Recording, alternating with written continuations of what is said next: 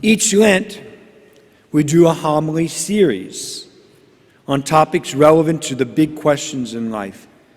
This year's homily series, which started this past weekend, is centered around the human search for meaning and purpose, addressing big questions such as today's question, who am I? I'm drawing from the book and the video series, The Search by Chris Stefanik. It is my hope that whether it is the homily series, which are being recorded at all the masses, and you can find them at the YouTube channel, just like this past weekend, if you didn't get a chance to do the first one, or the video series, which is on form.org, or the book, which we gave out last year, that addressing some of these big life questions will help you personally and inspire you to continue your search. And I pray that you will share these messages with people you know and love and believe would benefit from them, such as folks who maybe are struggling with faith in God, faith in themselves, and the meaning and purpose that they have in this life.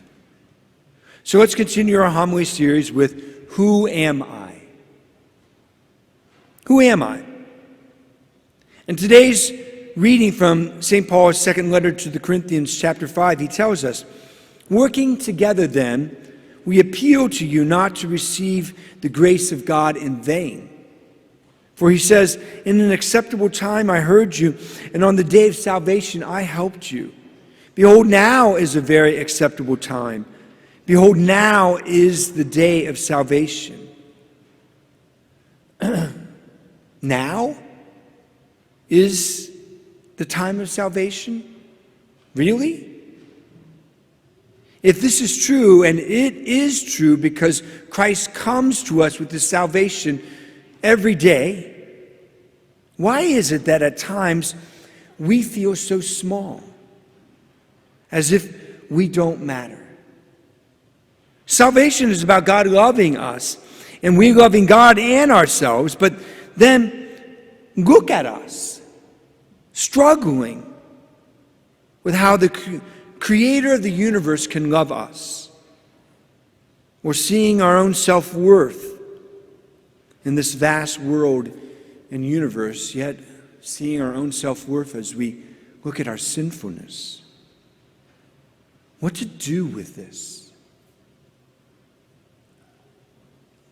Let's spend this homily asking the question, who am I?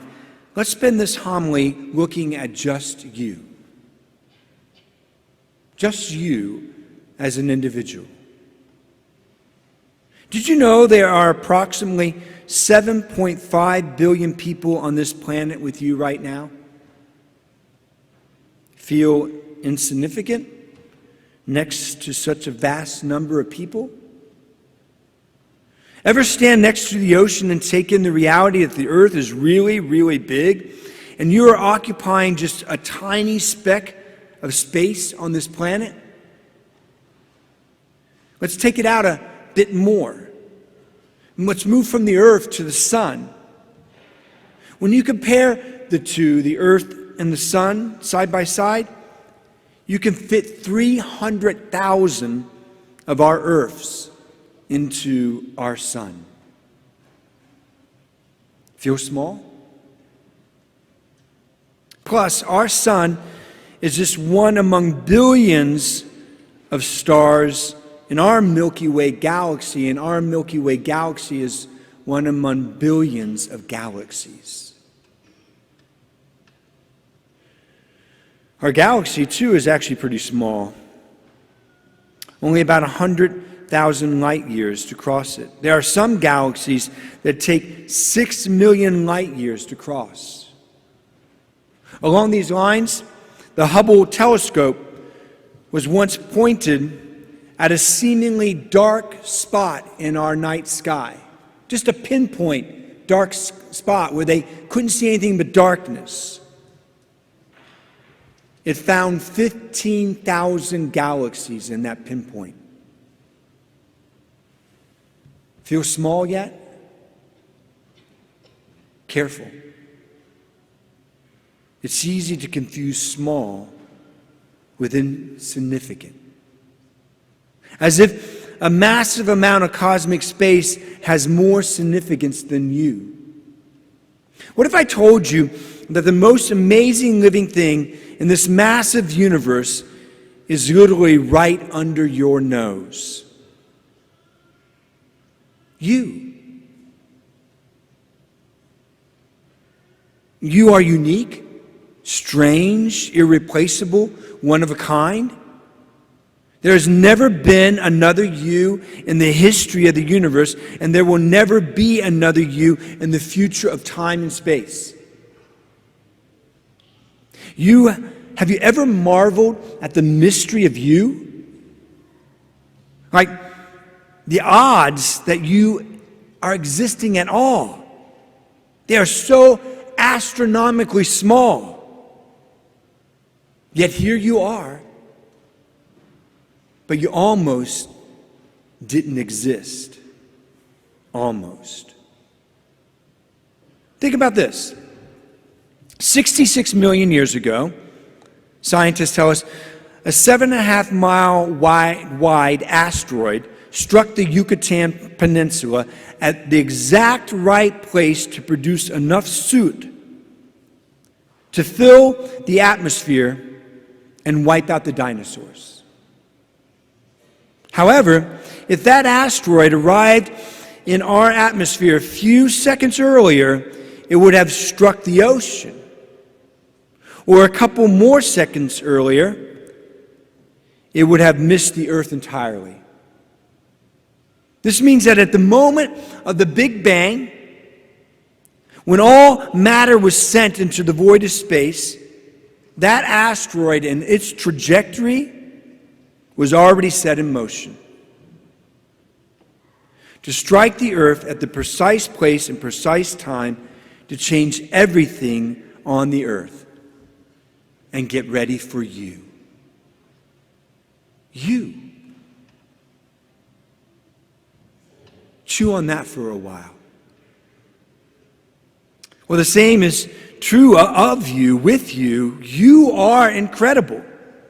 The margin of error that you exist is equally incredible. Think about all the things that had to be in place for you to come into existence here and now. How about this? How about this? It's almost impossible to fathom everything that had to be in place. If there was a caveman 40,000 years ago that ran right instead of left to get away from a saber-toothed tiger, he might not have ever met your great-great-great-great-great-great-great-great-great-great-great-great-great-great-great caveman grandma.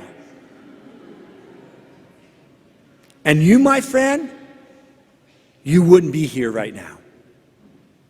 Thus, from that first explosion of light at the beginning of the universe, your existence was set in motion. Mind-blowing. Let's look at your human body for a moment to see just how amazing you are in your physical state. Your physical body is made up of about 7 trillion cells, all with a very specific function, and all working together at every second of your life, all together more spectacular than a massive, lifeless star. Your heart beats 100,000 beats per day. Your eyes can distinguish up to 7.5 million different variations of colors. If all the DNA of your body were uncoiled, they would stretch out to 10 billion miles. Your physical brain. Unlike any other brain on the face of the earth, of any other animal, just a piece of your brain tissue, the size of the grain of a sand, contains about 100,000 neurons and billions of synapses between them, all communicating with each other. Your brain storage capacity is considered virtually unlimited and is capable of 10 quadrillion processes per second. Now, as extraordinary as your body is, there's a growing amount of evidence that seems to suggest that we as human beings, human persons, are more than just our bodies. As fantastic as our bodies are among all the other animal life and life in the universe, our identity is more than just our biology. For example, would you be any less a human being if you lost a finger or a hand or an arm? We would never look at a person who is without a limb and say, they're not quite fully human. Looking at this logically, our human experiences are simply inconsistent with the notion that you are just a lump of self-aware molecules that just happen to emerge from primal sludge. You are so much more. Human beings are often referred to as rational animals, quite the accurate description. We are like animals in that we have a physical body. We have to do all the things that animals do to keep our bodies alive, like eat. But we are also rational, meaning we have an intellect and a will. Something that is unique to human beings is the great mystery of how you can use your intellect to reason, and how you can use your will to know a thing and choose it or not to choose it. This is what people for centuries upon centuries, whether they are Christian or religious people who follow other creeds, call the soul. The soul, generally speaking, is that part of ourselves that is other than biological. A part that is free of matter, doesn't take up space, strictly speaking, and is not limited to only existing in time. The soul is that reality of your body and the capacity to know and love, which is the animating principle of being human. Without the soul, the body is not a living body. So much so that in the absence of the soul, there is only a corpse. The rational ability to know and freely love, it goes on living. Even after the animal part of us, the material part of us, our bodily dimension, ceases to exist in time and space. And there's a lot of scientific evidence for this today. Science has finally caught up with what we've already known. A recent Gallup poll showed that 8 million Americans have had what's called a near-death experience. People who physically die and come back from the dead. 1 in 5 people who have had a near-death experience have memories of what happens to them during the near-death experience. 1 in 5. Thanks to modern medicine and science, thousands of these experiences have been documented by a growing number of peer-reviewed clinical studies by major universities and national institutes around the country and around the world that point to experiences that are impossible unless there's more to you than just your body. This points to the existence of something within a human being that transcends the physical body. During a near-death experience, consistently, people relay that they leave their body. Yet, they still have the capacity to be aware of themselves and everything around them, to see and to hear, to think and reflect, to feel, to love, to remember. People having memories of conversations that have happened in a waiting room far from the hospital bedroom of the person who just died.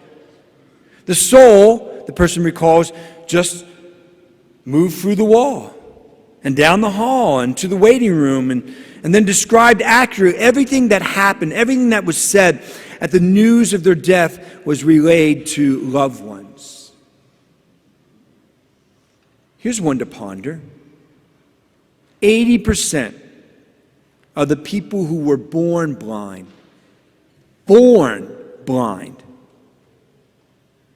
who had a near-death experience, come back with vivid descriptions of things they saw why their souls left their bodies.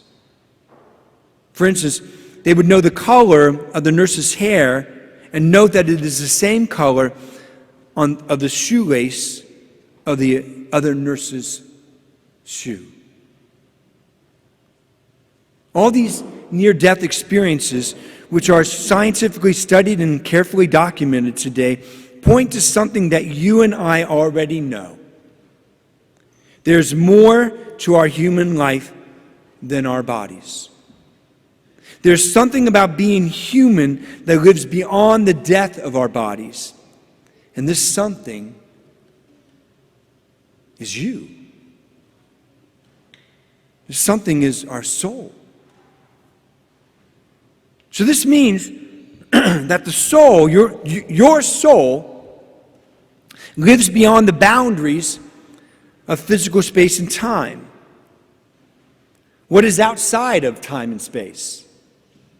Well, for the soul to exist, there must also exist a reality that is beyond time and space, not limited to time and space, not limited to past, present, and future. That's time and space. Not limited to the beginning and the ending of time and space. This reality, my friends, sounds an awful lot to me like eternity.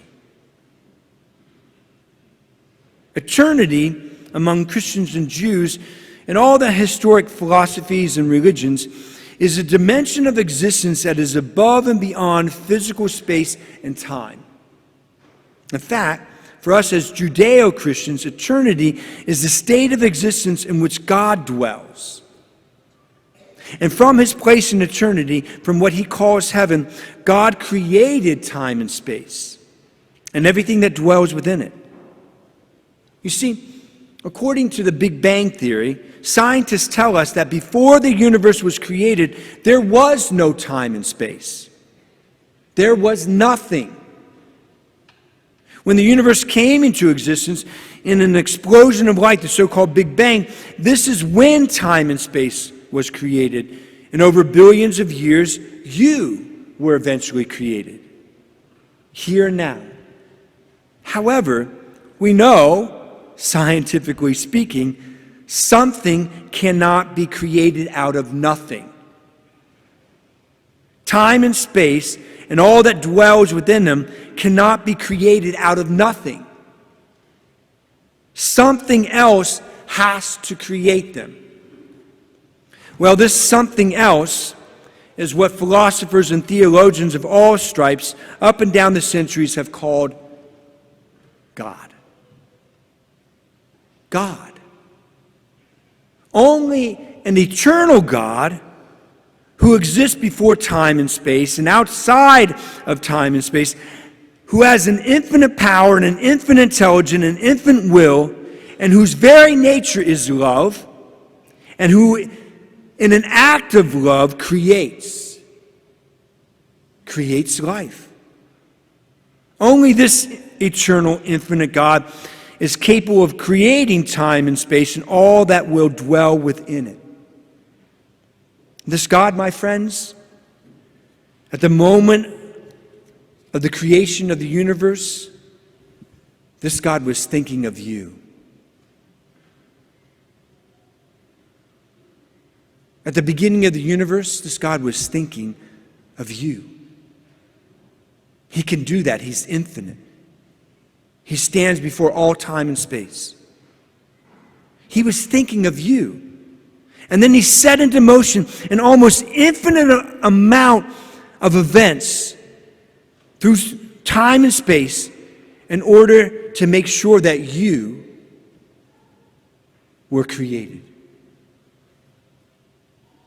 And when he created you, he didn't limit you just to a physical body. That's who you are. He also created a soul. That's who you are. That is capable of living beyond the limits of time and space. That is capable of living in eternity. Living eternally with him. Which is the reason why he created you. Who are you?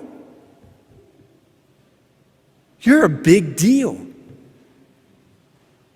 God has gone through an extraordinary amount of work throughout the universe and throughout time to love you into being.